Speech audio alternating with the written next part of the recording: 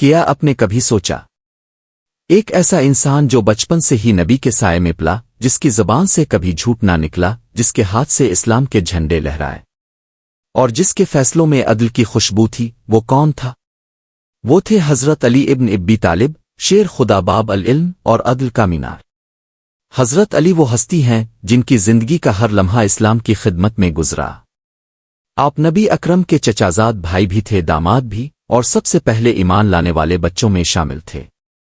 بچپن ہی سے نبی کے زیر تربیت رہے، ان کی صحبت نے آپ کے کردار کو روشنی سے بھر دیا۔ جب مکہ کے اندھیروں میں شرک کا دورہ تھا تو حضرت علی نے سب سے پہلے توحید کا کلمہ پڑھ کر اعلان حق کیا۔ یہ وہ وقت تھا جب ایمان لانا آسان نہ تھا، مگر علی نے ڈرنا نہیں سیکھا تھا۔ غزوات کی تاریخ اٹھا لیجئے، ہر جنگ کے میدان میں علی کا نام سنہری حروف میں درج ہے۔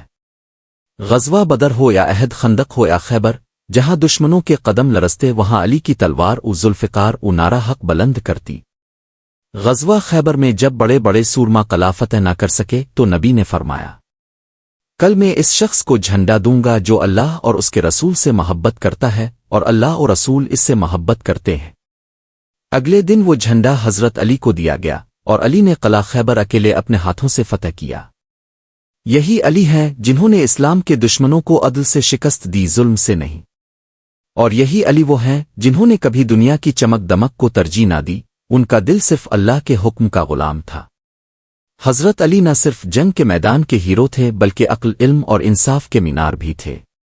نبی نے فرمایا، میں علم کا شہر ہوں اور علی اس کا دروازہ ہے۔ قضاء و عدل کے فیصلوں میں ان کی دانائی مثال بن گئی۔ دنیا آج بھی نہج البلاغہ کے الفاظ میں ان کی حکمت کو محسوس کرتی ہے۔ وہ قاضی بھی تھے، فقی بھی، اور سچے رہنما بھی۔ ایسا رہنما جو لوگوں کو سکھاتا تھا کہ عدل تبھی ممکن ہے جب دل اللہ کے خوف سے لبریز ہو۔ علی کی عبادت بھی بے مثال تھی۔ راتوں کو جاگ کر روتے، قرآن کی تلاوت کرتے اور اللہ سے قربت مانگتے۔ ان کا زہد اور تقوی دلوں کو جھنجھوڑ دیتا تھا۔ دنیاوی طاقت ان کے پاس تھی مگر ان کا دل دنیا سے بے نیاز تھا۔ یہ تھے حضرت علی، شجاعت، علم اور عدل کا پیکر۔ لیکن تاریخ یہاں نہیں رکتی۔ آگے وہ رات آنے والی ہے جب علی کو احساس ہوا کہ ان کا وقت قریب ہے، اور وہ رات اسلام کی تاریخ کا سب سے روحانی باب بن گئی۔ وہ رات جب مدینہ کی فضاؤں میں ایک عجیب سا سکوت تھا۔ چاند اپنی پوری چمک کے ساتھ آسمان پر موجود تھا، لیکن حضرت علی کے دل میں ایک نرمی، ایک خاموشی اور ایک انجان سا احساس پیدا ہو چکا تھا۔ ایسا لگتا تھا جیسے روح انہیں کسی پوشیدہ حقیقت کی طرف بلا رہی ہو۔ اس رات حضرت علی دیر تک عبادت میں مشغول رہے۔ مسجد کی ٹھنڈی زمین پر ان کا ماتھا جھکا ہوا تھا اور لبوں پر بس ایک ہی جملہ تھا، اے اللہ، تو جانتا ہے کہ میرا دل تیرے لیے دھڑکتا ہے۔ اگر میرا وقت قریب ہے تو مجھے صبر عطا فرما، اور اگر ابھی باقی ہے تو مجھے اپنی راہ میں ثابت قدم رکھ۔ ان کے گھر میں بھی ایک خاص کیفیت تھی۔ حضرت علی نے اس رات اپنے بیٹوں حضرت حسن اور حضرت حسین کو پاس بلایا۔ نرمی سے ان کے سروں پر ہاتھ پھیرا، چہرے پر مسکراہٹ تھی مگر آنکھوں میں ایک چمک، گویا وہ سب کچھ جانتے ہوں۔ فرمایا، میرے بیٹوں، لوگوں کے ساتھ ہمیشہ عدل سے پیش آنا، مظلوم کے ساتھ کھڑے رہنا چاہے وہ تمہارا دشمن ہی کیوں نہ ہو، اور یاد رکھنا حق کبھی چھپتا نہیں چاہے دنیا اندھی ہو جائے۔ یہ الفاظ سنتے ہوئے اہل بیت کے دل بھر آئے۔ کسی کو سمجھ نہیں آ رہی تھی کہ علی کیوں اتنی گہری باتیں کر رہے ہیں، لیکن ان کے لہجے میں جو سکون تھا وہ دنیا کے شور میں بھی سنائی دیتا تھا۔ کچھ دیر بعد حضرت علی نے چراغ کی لو دیکھی جو دھیرے دھیرے مدھم ہو رہی تھی۔ فرمایا، یہی دنیا کی حقیقت ہے، روشنی کم ہوتی ہے مگر اگر نیت پاک ہو تو اندھیرا بھی نور بن جاتا ہے۔ پھر وہ مسکرائے، وضو کیا اور مسجد کوفہ کی طرف روانہ ہونے کی تیاری کرنے لگے۔ راستے میں جب انہوں نے آسمان کی طرف دیکھا تو ہوا میں جیسے کوئی سرگوشی تھی۔ کچھ پرندے مسجد کے میناروں پر بیٹھے شور کر رہے تھے، جیسے فطرت خود بھی جانتی ہو کہ کچھ بڑا ہونے والا ہے۔ حضرت علی کے قدم آہستہ آہستہ مسجد کی طرف بڑھ رہے تھے مگر ان کی نگاہیں زمین پر تھیں۔ دل میں ذکر الہی جاری تھا اور چہرے پر وہی سکون جو صرف ان بندوں کے حصے میں آتا ہے جنہوں نے اپنی زندگی اللہ کے لیے وقف کی ہو۔ مسجد کے دروازے پر پہنچ کر حضرت علی نے آسمان کی طرف دیکھا اور فرمایا، اللہ یہ وہ رات ہے جس کا وعدہ میں نے تجھ سے کیا تھا، اگر آج تو مجھ سے راضی ہے تو یہ جان تجھ پر قربان۔ صبح کی روشنی ابھی پوری طرح نمودار نہیں ہوئی تھی، مسجد کوفہ کے سہ میں ایک گہری خاموشی چھائی ہوئی تھی۔ ہوا میں وہ سکون تھا جو صرف فجر کے وقت محسوس ہوتا ہے، مگر آج اس خاموشی میں ایک انجان سی لرزش بھی چھپی تھی۔ چند نمازی وضو کر رہے تھے، کچھ ذکر میں مصروف تھے، اور مسجد کے ایک کونے میں اندھیروں کے پیچھے چھپا ایک سایہ اپنے ناپاک ارادے کے ساتھ موجود تھا۔ اسی دوران دروازہ کھلا، حضرت علی مسجد میں داخل ہوئے، چہرے پر نور، قدموں میں ٹھہراؤ اور دل میں صرف ایک مقصد، اللہ کی عبادت۔ وہ آہستہ آہستہ محراب کی طرف بڑھے، لوگوں کو نماز کے لیے تیار ہوتے دیکھا اور نرم لہجے میں فرمایا، اے لوگو، نماز کو ہلکا نہ سمجھو، یہی وہ رشتہ ہے جو بندے کو اپنے رب سے جوڑتا ہے۔ پھر آپ نے اذان کی صدا سنی اور تکبیر کہی۔ ہر چیز اپنی جگہ تھی، ہر روح اپنی دعا میں تھی، مگر تقدیر اپنے اگلے باب کی تیاری کر چکی تھی۔ حضرت علی سجدے میں گئے، وہ لمحہ جب ایک عاشق اپنے رب کے سب سے قریب ہوتا ہے، اور اسی لمحے ابن ملجم نامی شخص اندھیرے سے نکلا۔ اس کی تلوار زہر میں بجھی ہوئی تھی، اور نفرت سے کانپتے ہاتھوں نے وہ وار کیا جو نہ صرف علی کے سر مبارک پر لگا بلکہ انسانیت کے دل کو بھی چیر گیا۔ ایک تیز آواز گونجی، پھر مکمل خاموشی چھا گئی، ایسی خاموشی جس میں فرشتوں کے آنسو بھی شامل تھے۔ حضرت علی سجدے سے اٹھے، خون بہہ رہا تھا، مگر چہرے پر خوف نہیں بلکہ اطمینان تھا۔ لبوں پر کلمہ جاری تھا اور دل میں شکر۔ آپ نے آہستہ سے فرمایا، قسم ہے کعبے کے رب کی، میں کامیاب ہو گیا۔ یہ الفاظ جیسے وقت کے سینے میں نقش ہو گئے۔ جن لوگوں نے انہیں دیکھا انہوں نے بیان کیا کہ ان کے چہرے پر ایسی روشنی تھی جیسے کسی عاشق کی ملاقات مکمل ہو گئی ہو۔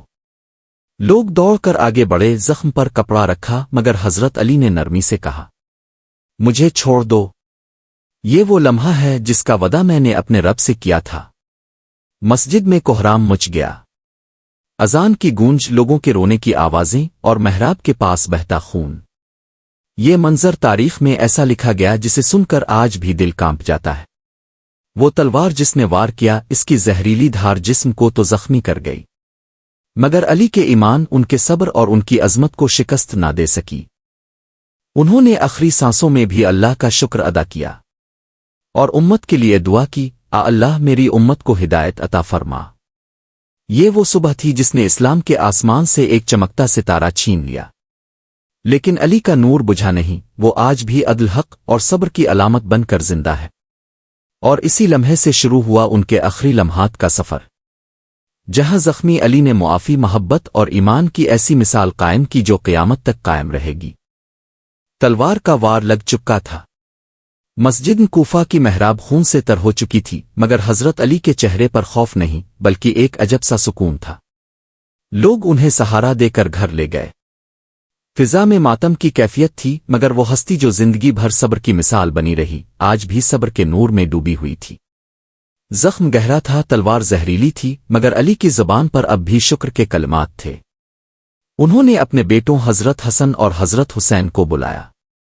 دونوں بیٹے باپ کے قدموں میں بیٹھ گئے، آنکھوں میں آنسو اور دلوں میں درد۔ حضرت علی نے نرمی سے فرمایا، میرے بچوں، میں نے ہمیشہ تمہیں عدل سکھایا، صبر کا درس دیا۔ اگر میں شہید ہو جاؤں تو میرا قاتل صرف ایک وار سے مارنا جیسا اس نے میرے ساتھ کیا۔ عدل ہمیشہ ایک سا ہونا چاہیے، چاہے وہ اپنے دشمن کے لیے ہی کیوں نہ ہو۔ یہ وہ لمحہ تھا جب ایک باپ اپنے آخری سانسوں میں بھی امت کو انصاف سکھا رہا تھا۔ حضرت حسن نے کہا، ابا جان، ہم اب کے بغیر کیسے رہیں گے؟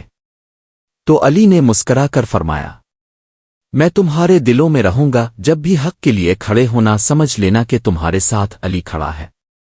پھر وہ خاموش ہو گئے، کچھ دیر آنکھیں بند رہیں، لبوں پر ہلکی سی جنبش ہوئی، اللہ اکبر، الحمدللہ، جیسے ہر سانس میں شکر تھا، ہر دھڑکن میں ذکر۔ وقت گزرتا گیا، زہر جسم میں پھیلنے لگا، مگر علی کے چہرے پر نور بڑھتا جا رہا تھا۔ کچھ دیر بعد انہوں نے آنکھیں کھولیں، آسمان کی طرف دیکھا اور آہستہ کہا، اللہ تو گواہ رہ، میں نے ہمیشہ تیرے دین کی خدمت کی اور تیرے بندوں کے ساتھ عدل کیا۔ اگر آج میری روح واپس جا رہی ہے تو اسے اپنے قرب میں جگہ دینا۔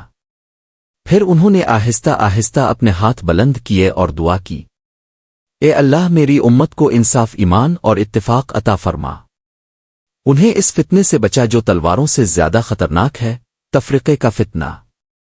یہ وہ لمحے تھے جب علی کے الفاظ امت کے لیے پیغام بن گئے۔ انہوں نے فرمایا، دنیا فریب ہے مگر حق ہمیشہ باقی رہتا ہے۔ عدل، علم اور سچائی وہ ہتھیار ہیں جو ہر دور میں ظلم کو توڑ سکتے ہیں۔ پھر ایک لمحے کے لیے ان کی سانس رک گئی، چہرے پر مسکراہٹ، آنکھوں میں سکون اور ہونٹوں پر وہی آخری جملہ، میں کامیاب ہو گیا۔ کمرہ خاموش ہو گیا مگر علی کا پیغام گونجتا رہا، ایک ایسا پیغام جو صدیوں بعد بھی زندہ ہے کہ طاقتور وہ نہیں جو تلوار سے جیتے بلکہ وہ ہے جو انصاف پر ڈٹا رہے۔ اور یوں علی نے نہ صرف اپنی زندگی سے بلکہ اپنی شہادت سے بھی سکھا دیا کہ حق کبھی نہیں مرتا۔ وہ جسم سے جدا ہو گئے مگر ان کا پیغام، ان کا عدل، ان کی سچائی آج بھی امت کے دلوں میں دھڑکتی ہے۔ یہ علی کا آخری درس تھا۔ ظلم کے مقابلے میں خاموشی گناہ ہے اور عدل کے لیے قربانی سب سے بڑی عبادت۔ کہانی یہاں رکتی نہیں، اب شروع ہوتا ہے وہ احساس۔ جہاں علی زندہ ہیں دلوں میں ان کے الفاظ ہر دور کے لیے رہنمائی ہیں۔ وقت گزر گیا، صدیوں بیت گئیں مگر علی کا نام آج بھی ایمان کی خوشبو بن کر دلوں میں مہک رہا ہے۔ وہ تلوار جس نے ظلم کے خلاف جہاد کیا، وہ زبان جس نے حق کی بات کہی، اور وہ دل جس نے دشمن کے لیے بھی دعا کی، وہ سب آج بھی امت کے لیے روشنی ہے۔ جب تاریخ کے اوراق کھولے جاتے ہیں تو ہر صفحہ کہتا ہے، علی صرف ایک شخصیت نہیں تھے، وہ ایک درس تھے، عدل، علم اور ایمان کا۔ مسجد کوفہ کی محراب سے لے کر امت کے دلوں تک علی کی گونج آج بھی سنائی دیتی ہے، انصاف کرو کیونکہ انصاف میں ہی امت کی بقا ہے۔ علی چلے گئے مگر ان کا پیغام آج بھی زندہ ہے، ہر اس دل میں جو سچائی پر قائم ہے، ہر اس زبان میں جو حق کہنے سے نہیں ڈرتی، اور ہر اس آنکھ میں جو ظلم دیکھ کر خاموش نہیں رہتی۔ یہی ہے علی کی میراث، ایمان، عدل اور روشنی۔ اور جب بھی کوئی تاریخ کے سفر میں قدم رکھتا ہے وہ پاتا ہے کہ علی زندہ ہیں، دلوں میں، کرداروں میں اور زمانے کے انصاف میں۔ تاریخ کا سفر کی اس قسط کے لیے آپ کا شکریہ۔ اگر آپ بھی چاہتے ہیں کہ امت اپنے اصل ہیروز کو پہچانے تو ہمارے چینل تاریخ کا سفر کو سبسکرائب کریں، جہاں ہم تاریخ کو روح کی روشنی سے بیان کرتے ہیں۔